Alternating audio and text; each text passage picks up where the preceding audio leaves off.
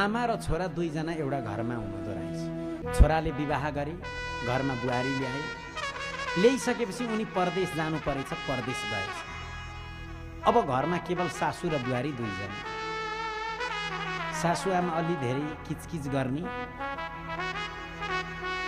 एक दिन त बुहारीले सासू आमालाई सोद्धा पनि नसोधिकन आफ्नो माइत भनेर हिँडिछ। माइतमा गइसकेपछि उनको बुबा जो हुनुहुन्थ्यो, बुबा चाहिँ डाक्टर हुनुहुँदो रहेछ।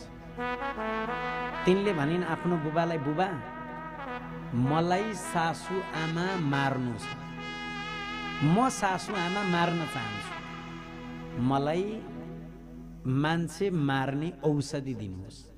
किनकि पिताजी त डाक्टर वैद्य हुनुहुन्थ्यो। त्यति भनिसिन् उनले। कसलाई मार्छौ त भनेर सोध्नु। उनले भनिन् मेरी सासू आमा धेरै किचकिच गर्नुहुन्छ, म ती सासू आमालाई मार्न चाहन्छु। उनको बुबाले भन्नुभयो त्यस्तो गर्नु राम्रो होइन छोरी, पुलिसले पक्रिएला, जेल लिएर जाला, दण्ड देला। सासू आमा पनि आमा जस्तै हो, तिमीले मार्ने प्रयास, मार्ने विचार पनि मनमा राख्नु हुँदैन।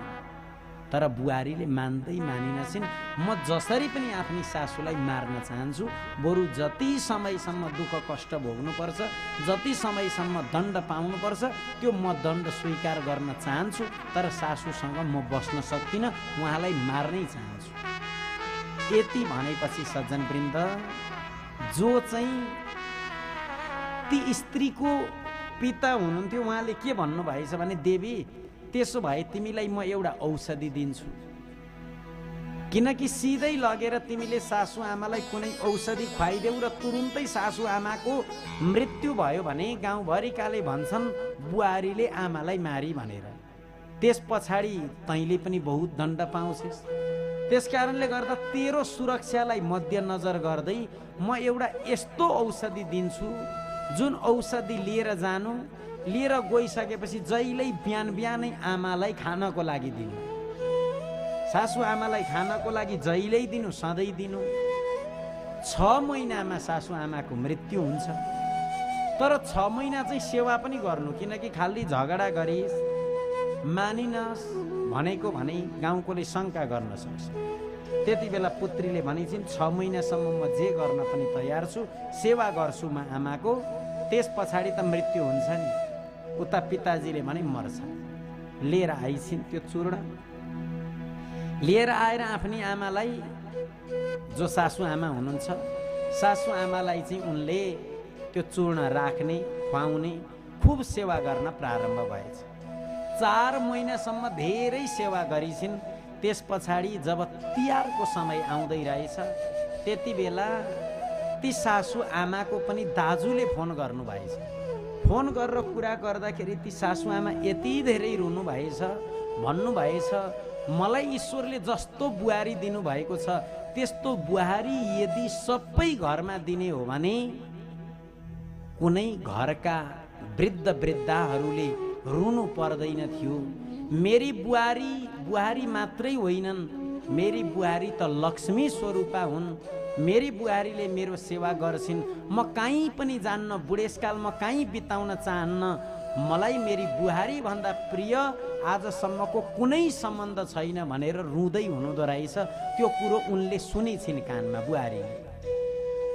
बुहारीलाई लागेछ सधैँभरि मेरो चाहिँ कुभलो सोच्ने जस्तो लाग्ने आमा आज मेरै बारेमा राम्रो कुरा गर्दै हुनुहुन्छ।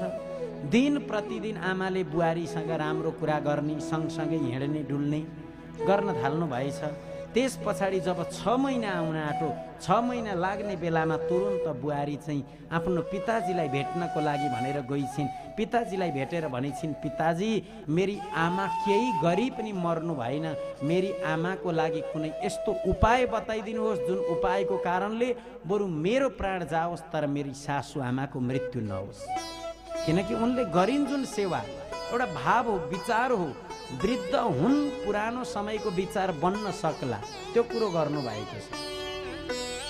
तर समय अनुसार यदि मेल मिलापता बुहारीले पनि एउटा आफ्नो कर्तव्यको बोध गरेर मेरो कर्तव्य के हो भन्ने चिन्तन गर्ने हो, विचार गर्ने हो। र सासु आमाले पनि ग्रन्थले त के कुरो बताएको छ भन्दाखेरि जीवनमा दोषै दोष मात्रै होइन, केही गुणहरूको पनि प्रशंसा गर्ने, त्यसको पनि कुरा छ।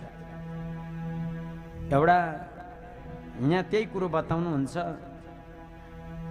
जीवनमा खाली दोषै मात्रै देखिन्छ भने त्यहाँ झगडै झगडा हुन्छ।